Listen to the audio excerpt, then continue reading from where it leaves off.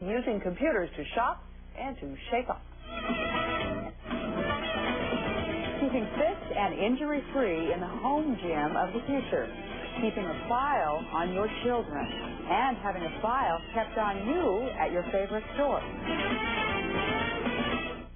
Hello, I'm Donna Kelly. Welcome to Future Watch. At times, it seems everyone's in a gym these days, either getting into shape or recovering from an injury. But many of us risk injury if we don't follow some guidelines.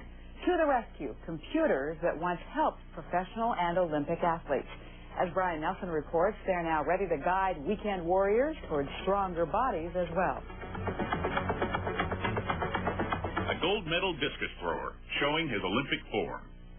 But under the computer microscope of Dr. Gideon Ariel, he's reduced to a set of matchsticks. And then graphed as if he were a blue-chip Wall Street stock. Look what happened here. He's reaching maximum velocity here with the leg. These are the leg. This is the hand. And then he starts slowing down. While he's slowing down with the leg, the arm starts speeding up. Gideon Ariel is describing the transfer of physical energy.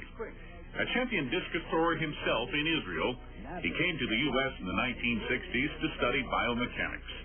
The young athlete harnessed computers to help him study the body's performance, and soon found himself with a stable of star clients eager to become better.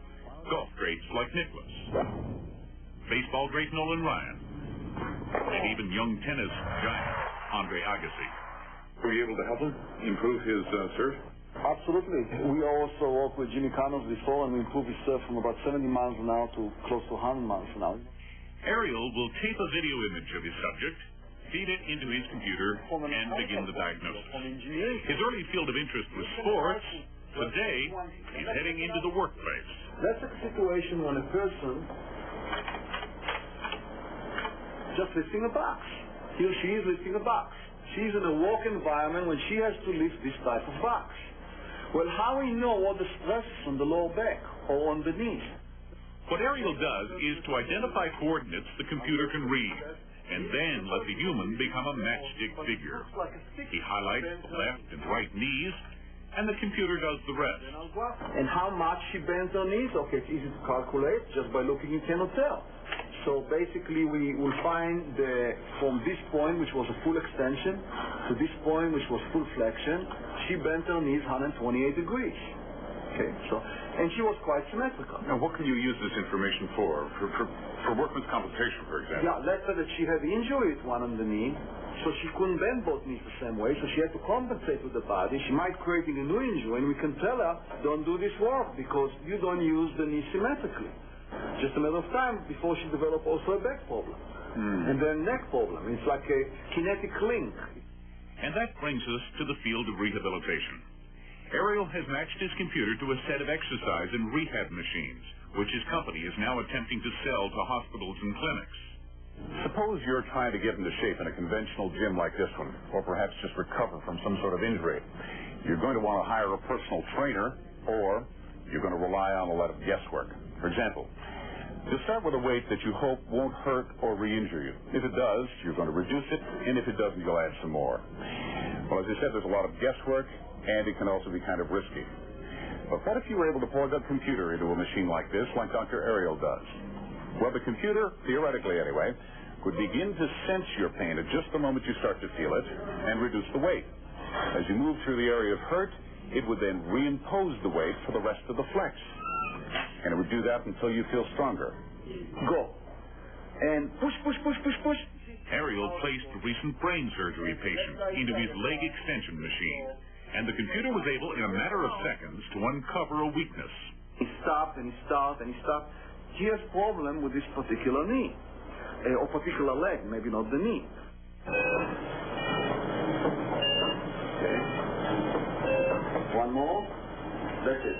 After spotting a weakness, Ariel's creation writes itself a prescription and begins to work with the patient. He put this bum knee correspondent onto his so-called squat machine. I really loaded your knees through the whole range of motion.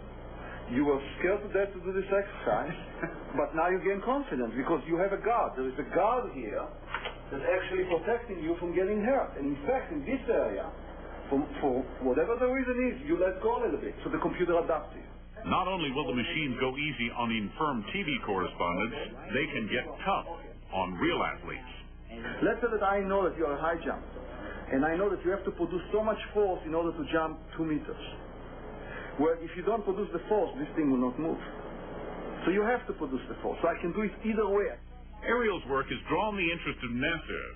Scientists have conducted gravity-free tests of his equipment, and in 1995 will place a modified version aboard a shuttle flight to study how fast the astronauts' muscles deteriorate on long flights.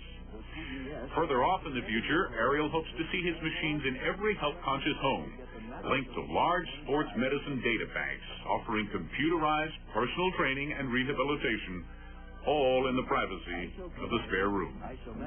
Brian Nelson, CNN Future Watch. The Ariel and similar systems are not yet priced for the average household, but because of the explosion in computer technology, their cost has fallen from the $1 million range to about $60,000.